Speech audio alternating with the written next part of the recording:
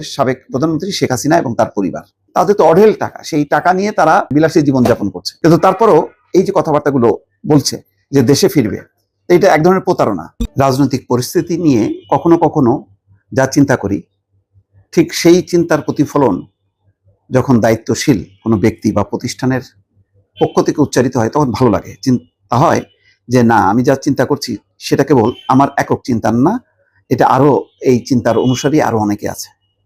কথাটা বলছি সোহেল তাজ, সাবেক স্বরাষ্ট্র প্রতিমন্ত্রী তানজিম আহমেদ সোহেল তাজ। তার সবচেয়ে বড় পরিচয় হলো প্রয়াত মরহুম তাজউদ্দিন আহমেদের পুত্র তিনি, জোহরা তাজউদ্দিনের ছেলে তিনি। দুইজনই বিখ্যাত, জোহরা তাজউদ্দিন এবং তাজউদ্দিন আহমেদ। তো তাদের সন্তান সোহেল তাজ একটা কথা বলেছেন, যার শিরোনাম হচ্ছে অহংকার যে একটা দেশ এবং দলকে ধ্বংস করতে পারে তার প্রমাণ শেখ হাসিনা। দেখেন, একটা বারবার আমি প্রায় চিন্তা করি যে এত গর্ব, এত অহংকার, এগুলি কিসের? তিনি বলেন যে আমি শেখ মুজিবের কন্যা, আমার একটা অহংকার আছে। আসলে তা না।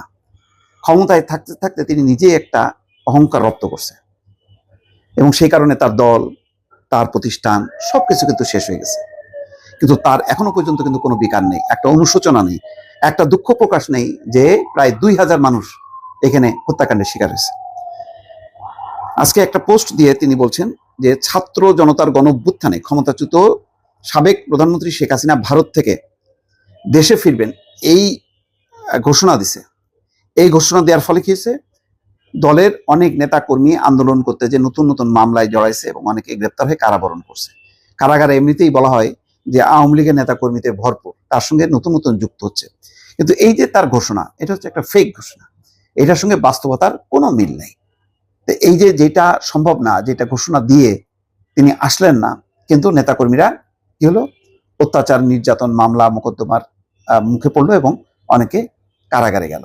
সেই জন্যই বলছেন যে দলের প্রতি ন্যূনতম দরদ থাকলে, একটা দায়িত্ববোধ থাকলে তিনি এটা বলতেন না। আর বলছেন কেন?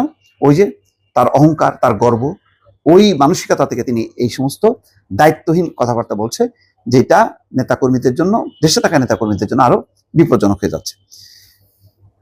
শনিবার ফেসবুক পোস্টে তিনি বলছেন যে একজন মানুষের ইগো, অহংকার যে একটা দেশ দলকে ধ্বংস করতে পারে তার প্রমাণ হচ্ছে সাবেক প্রধানমন্ত্রী শেখ হাসিনা এবং তার পরিবার। সত্যি তার পরিবারও এর দায় আছে, কারণ পরিবার তাকে মানে ঠেকাচ্ছে না এইসব কর্মকাণ্ড থেকে।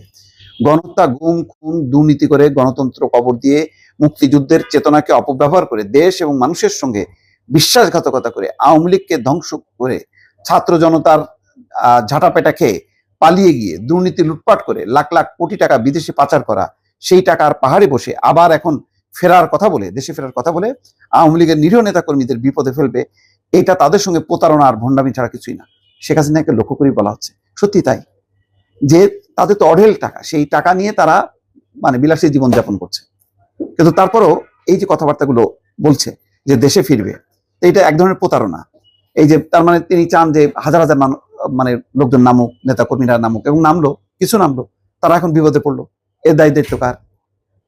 কোনো আত্ম উপলব্ধি নেই। এই কথাটি সোহেল তাজ তার ফেসবুক স্ট্যাটাসে বলছেন, যেটা বাংলাদেশের অনেক রাজনৈতিক সচেতন মানুষ এটা মনে করছেন। আমি নিজেও ভাবছিলাম যে এই ধরনের একটা অবস্থান শেখ হাসিনার বা তার চিন্তা চেতনা, ঠিক দেখেন এই চিন্তা চেতনার সাথে সোহেল তাজের বক্তব্যের অনেকটাই মিলে গেছে। দর্শক।